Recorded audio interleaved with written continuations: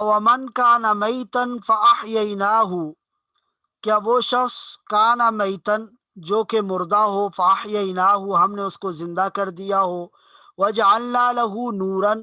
اور ہم نے بنا دیا ہو اس کے لیے روشنی، یمشی بہ فی الناس جس کے ذریعے وہ لوگوں میں چلتا پھرتا ہو، کمن وہ اس کی طرح ہو سکتا ہے، مثلہ فی الظلمات،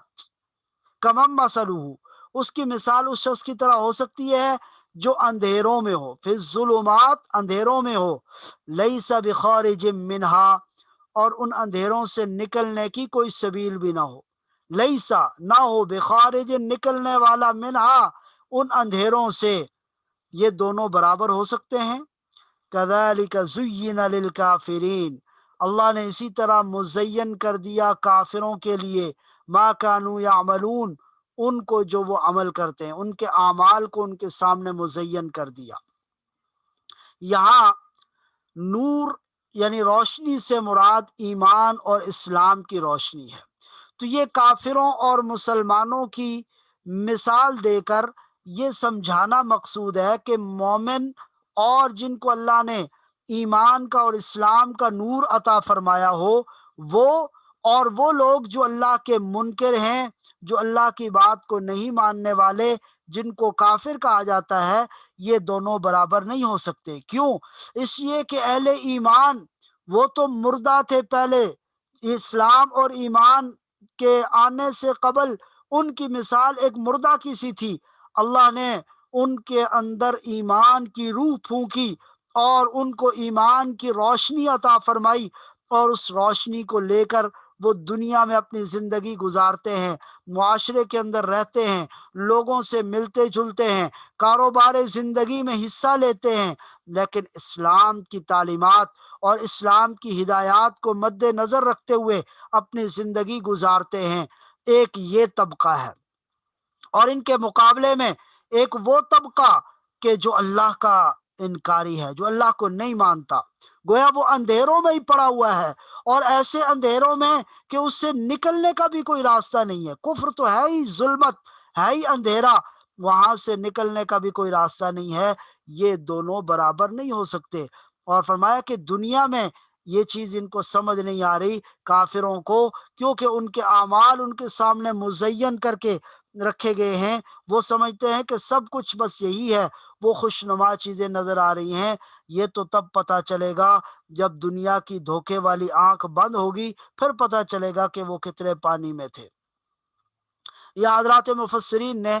اس بات کو بھی لکھا ہے کہ یمشی بہ فی الناس، وہ لوگوں میں چلتے پھرتے ہیں، اس بات کی طرف اشارہ فرمایا کہ اہل ایمان یا مسلمان یا مومنین، یہ اس کا مطلب ہرگز یہ نہیں ہے کہ وہ عبادت کے لیے بس ایک کونے میں جا کے بیٹھ جائیں، دنیا سے لا تعلق ہو جائیں، گوشہ نشینی اختیار کر لیں۔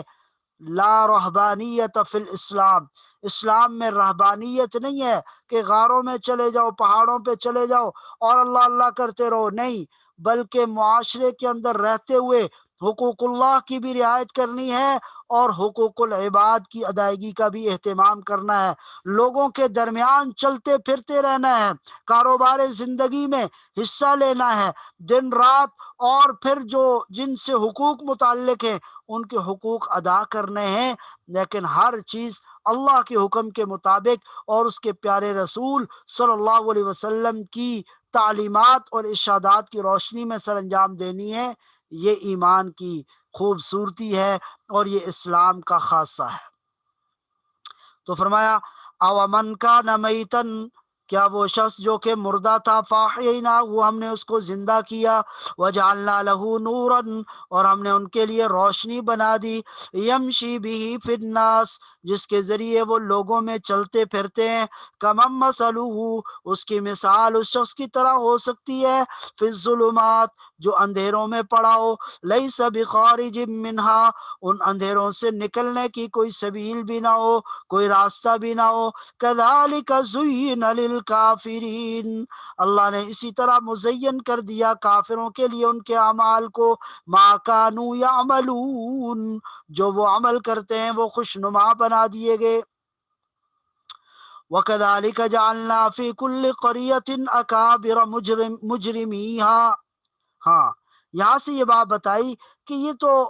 مسلمانوں کو ان منافقین اور کافروں کی سازشوں سے گھبرانا نہیں چاہیے، دل چھوٹا نہیں کرنا چاہیے۔ یہ تو ان کی روایت رہی ہے، ہر بستی میں ایسے ظالم اور ایسے منافقین موجود رہے ہیں کہ جو مسلمانوں اور اہل ایمان کے خلاف سازشوں کے تانے بانے بنتے رہے، سازشیں کرتے رہے، لیکن ان کو معلوم نہیں تھا کہ وہ بظاہر تو اہل ایمان کو تنگ کرنے کے لیے ان کے خلاف سازشیں کر رہے ہوتے ہیں، لیکن حقیقت میں وہ اپنے خلاف سازش کر رہے ہوتے ہیں، کیونکہ وہ اس سازش کے ذریعے اپنی دنیا بھی اور اپنی آخرت بھی برباد کر رہے ہوتے ہیں، اور ان کو اس بات کا شعور نہیں ہوتا، پتہ نہیں چلتا۔ لا شعوری اور بے سمجھی اور ناسمجھی میں وہ اپنے خلاف ہی سازشوں کے تانے بانے بن رہے ہوتے ہیں۔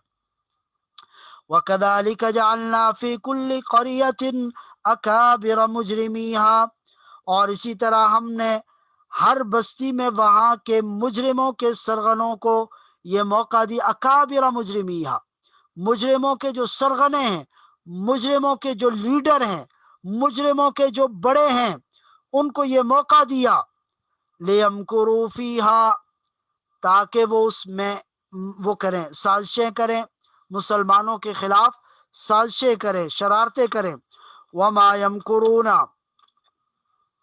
اور وہ سازشیں نہیں کرتے، الا بانفسہم، مگر خود اپنے خلاف، وما یشعرون، اور ان کو اس کا احساس تک نہیں ہوتا، ان کو اس بات کا احساس تک نہیں ہوتا کہ وہ کس کے خلاف سازش کر رہے۔ یہاں سے اگلی آیت میں کچھ لوگوں کے ایک اور رویے کا تذکرہ کیا،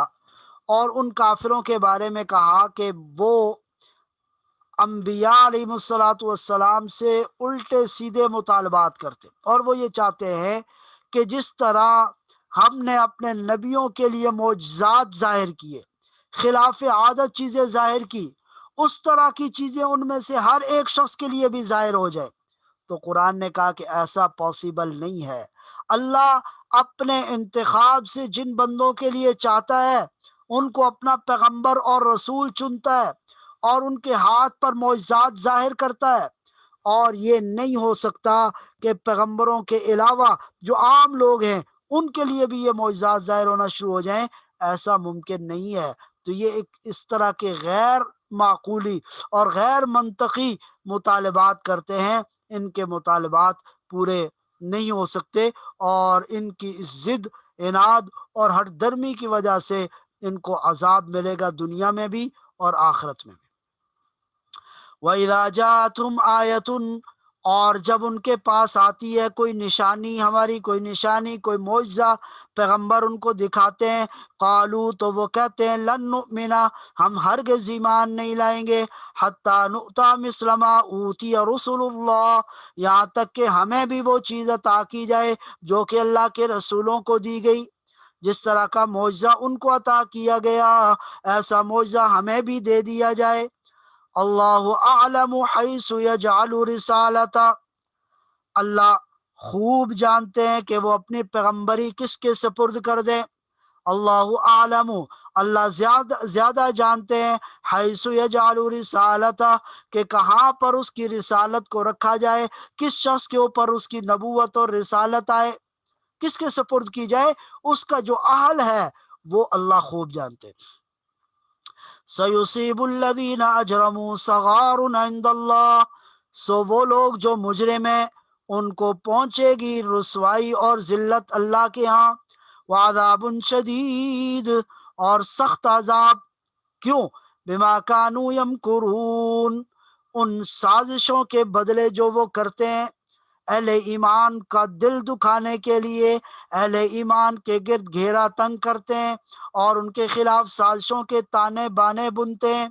ایسے ظالموں کے لیے اللہ نے عذاب تیار کر رکھا ہے۔ ہاں، اب رہ گئی یہ بات کہ کون مومن ہے، کون کافر ہے، کس کو ہدایت ملتی ہے، کس کو نہیں ملتی، یہ اللہ کا اختیار ہے۔ اللہ جس کو چاہتے ہیں اس کے سینے میں اسلام کی حقانیت اتار دیتے ہیں اور اس کو ہدایت عطا فرماتے ہیں۔ اور جس کے بارے میں جو ضد اور عناد پہ ڈٹا ہوا ہے اس کے لیے اسلام قبول کرنا یہ جوئے شیر لانے کے مترادف ہے۔ یہ اتنا سخت عمل ہے، قرآن نے اس کی مثال یہ دی، گویا اگر اس کو زبردستی کسی آدمی کو یہ کہہ دیا جائے کہ وہ آسمان پہ چڑھ جائے، آسمان پہ چڑھنا جیسے ایک عام آدمی کے لیے بہت مشکل بات ہوتی ہے، بغیر کسی وسیلے کے آسمان پہ آدمی کیسے چڑھ سکتا ہے؟ نہیں چڑھ سکتا، وہ اس کے لیے مشکل ہے۔ ایسے ان ظالموں کے لیے اسلام لانا مشکل ہے، حالانکہ یہ کوئی ایسی مشکل بات نہیں۔ فَمَن يُرِدِ اللَّهُ أَن يَهْدِيَهُ، پس اللہ جس کے لیے چاہتا ہے کہ اس کو ہدایت دے دے، یشرح صدرہ للاسلام، اسلام کے لیے اس کا سینہ کھول دیتا ہے۔ وَمَن يُرِدْ أَن يُضِلَّهُ، اور اللہ جس کے لیے چاہتا ہے کہ اس کو گمراہ کر دے، یجعل صدرہ ضیقا حرجا، اللہ اس کے سینے کو سخت ترین تنگ کر دیتا ہے، سخت تنگ کر دیتا ہے، بالکل سینہ تنگ ہو جاتا ہے۔ کأنما یصعد فی السماء، گویا کہ زبردستی اس کو آسمان پہ چڑھایا جا رہا ہو۔ کذالک یجعل اللہ الرجس، اللہ تعالیٰ اسی طرح ڈال دیتے ہیں گندگی، علی الذین، ان لوگوں پر، لا یؤمنون، جو ایمان نہیں لاتے۔ الرجس، رجس سے مراد کفر ہے، کفر کو یہاں ناپاکی سے، کفر کو یہاں پر ناپاکی سے اور رجس سے تعبیر کیا گیا اور کہا گیا کہ کذالک، اللہ تعالیٰ اسی طرح، یجعل اللہ، ڈال دیتے ہیں، الرجس، الرجس یعنی ناپاکی، ان لوگوں کے لیے جو ایمان نہیں لانے والے ہیں۔ وَهَذَا صِرَاطُ رَبِّكَ مُسْتَقِيمًا، ہاں یہ اسلام کے بارے میں بتایا کہ یہ اسلام تو بالکل سیدھا سیدھا راستہ ہے، لہٰذا اس کو اختیار کیجیے۔ وَهَذَا صِرَاطُ، اور یہ راستہ، ربو کا، آپ کے رب کا ہے، مستقیمہ، سیدھا سیدھا۔ قد فصلنا الآیات لقوم یذکرون، تحقیق ہم نے کھول کھول کر آیات بیان کر دی ایسی قوم کے لیے جو نصیحت حاصل کرنے والے ہوں، جن کے دل میں نصیحت قبول کرنے کا جذبہ ہو، وہ ان قرآن کی آیات سے استفادہ کرتے ہیں اور ایمان لاتے ہیں۔ جن کے دل میں جذبہ ہی نہ ہو تو وہ قرآن کی آیات ان کو کوئی فائدہ نہیں پہنچا سکتی۔ لہم دار السلام عند ربہم، ہاں اسلام قبول کرنے والوں کے لیے اللہ نے کیا نعمتیں تیار کر رکھی ہیں؟ فرمایا لہم، ان کے لیے، دار السلام، سلامتی والا گھر ہے، لہم دار السلام، ان کے لیے اللہ کے پاس سکھ اور چین والا گھر ہے، سلامتی والا گھر ہے۔ وَهُوَ وَلِيُّهُمْ، کہاں پر ہے لہم دار السلام؟ عند ربہم، ان کے رب کے پاس، وَهُوَ وَلِيُّهُمْ، اور وہ ان کا دوست ہے، اللہ ان کا دوست ہے، اللہ ان کا رکھوالا ہے، بما کانوا یعملون، ان کے ان اعمال کی وجہ سے جو وہ کرتے ہیں۔ ظاہر ہے کہ وہ اعمال اللہ کے لیے کرتے ہیں، تو جو اللہ کے لیے جو عمل کرتا ہے، اللہ رب العزت اس کی حفاظت کا ذمہ اٹھا لیتے ہیں اور اللہ اس کا دوست بن جاتے ہیں۔ وَيَوْمَ يَحْشُرُهُمْ جَمِيعًا، اب یہاں سے آگے قیامت کا تذکرہ کیا اور یہ فرمایا کہ دنیا میں تو کچھ لوگوں کو قیامت کا یقین نہیں ہوتا، لیکن جب قیامت قائم ہوگی سارے لوگوں کو میدان محشر میں جمع کیا جائے گا، وہاں پر انسانوں اور جنات، جنات سے مراد یہاں شیاطین ہیں، ایسے شیاطین کہ جو انسانوں کو گمراہ کرنے والے ہیں، ان کے بارے میں کہا کہ ان کا آپس میں جو مکالمہ ہوگا اور وہاں جو بات ہوگی اس کا تذکرہ کیا۔ وَيَوْمَ يَحْشُرُهُمْ جَمِيعًا، اور جس دن سب کو جمع، ان سب کو جمع کیا جائے گا، کہاں جمع کیا جائے گا؟ محشر کے میدان میں۔ تو کیا کہا جائے گا؟ یا معشر الجن، جنوں کو پہلے مخاطب کر کے، ان شیاطین کو مخاطب کر کے کہا جائے گا جو انسانوں کو گمراہ کرتے تھے۔ یا معشر الجن، اے جنات کی جماعت، اے جنات کے گروہ، قد استکثرتم من الانس، تم نے انسانوں کو بہت بڑھ چڑھ کر گمراہ کیا۔ قد استکثرتم، بہت کثرت کے ساتھ تم نے گمراہ کیا، من الانس، انسانوں کو، اور وقال اولیاؤہم من الانس، اور ان کے جو دوست ہیں انسانوں میں سے وہ کہیں گے، شیاطین کے دوست جو شیطانوں کی طرف مائل ہیں، وہ کیا کہیں گے؟ ربنا استمتع بعضنا ببعض، اے رب ہم نے خوب مزے لیے بعض نے بعض کے ساتھ۔ کیا مزے لیے؟ یعنی ہم نے ان کی بات مان کر اپنی نفسانی خواہشات کو پورا کیا اور گناہ کیے جن کی وجہ سے دنیا میں تو ہمیں عارضی طور پر کچھ لطف آیا، کچھ مزہ آیا، وہ دنیا میں ہم نے ان کی بات مانی اور وہ کیا، لیکن وہ بلغنا، ہم دنیا میں تو سمجھتے تھے کہ بس یہی زندگی ہے تو ہم نے مزے اٹھا لیے۔ وہ بلغنا، اور ہمیں پہنچا دیا اجلنا، ہمیں وہ بلغنا،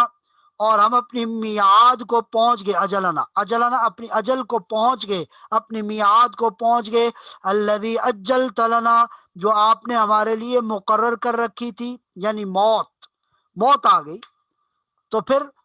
قال النار مسواکم، ہم دنیا میں ہمیں توبہ کا موقع نہیں ملا اور ہم بس اسی کے اندر کھوئے رہے، تو ان کو کہا جائے گا النار مسواکم، جہنم تمہارا ٹھکانہ ہے، خالدین فیہا، اس میں ہمیشہ ہمیشہ رہو گے، الا ما شاء اللہ، مگر جو اللہ چاہے، مگر جو اللہ چاہے۔ کیا مطلب؟ اس میں حضرات مفسرین نے یہ لکھا ہے کہ اللہ رب العزت جو ان ظالموں کو جہنم میں ڈال رہے ہیں، ایسا نہیں ہے کہ اللہ کو نعوذ باللہ کوئی مجبور کیا جا رہا ہے کہ وہ ان کو جہنم میں ڈالے۔ اللہ کی جو منشا ہے وہ ہر جگہ پر اللہ کی مرضی چلتی ہے، تو ان ظالموں کو جہنم میں ڈالنے کے لیے نعوذ باللہ اللہ کو مجبور نہیں کیا جا سکتا، یا پھر اللہ کی منشا ہے اپنی مرضی کے مطابق جس کو چاہیں جہنم میں ڈالیں، جس کو نہ ڈالیں، تو یہ اللہ کو اس کا بھی اختیار حاصل ہے، لیکن قانون اور ضابطہ یہی ہوگا کہ اہل ایمان جنت میں جائیں گے اور کافر جہنم میں جائیں گے۔ ان ربک حکیم علیم، بے شک آپ کا رب خوب حکمت والا، علیم اور خوب جاننے والا ہے۔ وَكَذَلِكَ نُوَلِّي بَعْضَ الظَّالِمِينَ بَعْضًا، اور اسی طرح نولی، ہم نے دوست بنا دیا، ظالمین بعض الظالمین بعضا، بعض ظالموں کو بعض کا، بما کانوا یکسبون، ان کے کمائے ہوئے اعمال کی وجہ سے۔ یہاں حضرات مفسرین نے یہ لکھا ہے کہ ظالم جو ہوتے ہیں وہ ایک دوسرے کے مددگار ہوتے ہیں، تو جب مددگار ہوتے ہیں تو اس لیے کہا کہ وہ آپس میں ایک دوسرے کے دوست ہوتے ہیں۔ اور دوسرا، بعض حضرات نے اس کی تعبیر یہ کی ہے کہ جب کوئی آدمی کسی پر ظلم کرتا ہے تو ایسے ظالم پر اللہ کوئی اور ظالم مسلط کر دیتا ہے، تو بعض ظالموں کو بعض پر ہم مسلط کر دیتے ہیں، تو وہ اس کی وجہ سے ان سے ظلم کا بدلہ لیا جاتا ہے۔ اور یہ حدیث میں بھی آتا ہے کہ جب لوگ جو ہے وہ گناہ کثرت سے کرنا شروع کر دیتے ہیں تو ان پر ظالم بادشاہ مسلط کر دیے جاتے ہیں۔ تو وَكَذَلِكَ، اور اسی طرح نولی بعض الظالمین بعضا، ہم مسلط کر دیتے ہیں بعض ظالموں کو بعض پر، بما کانوا یکسبون، ان کے کمائے ہوئے اعمال کی وجہ سے۔ اللہ کی ذات سے دعا ہے کہ وہ ہمیں قرآن کریم کو صحیح انداز میں پڑھنے کی، سمجھنے کی اور اس پر عمل کرنے کی توفیق عطا فرمائے۔ وآخر دعوانا ان الحمد للہ رب العالمین۔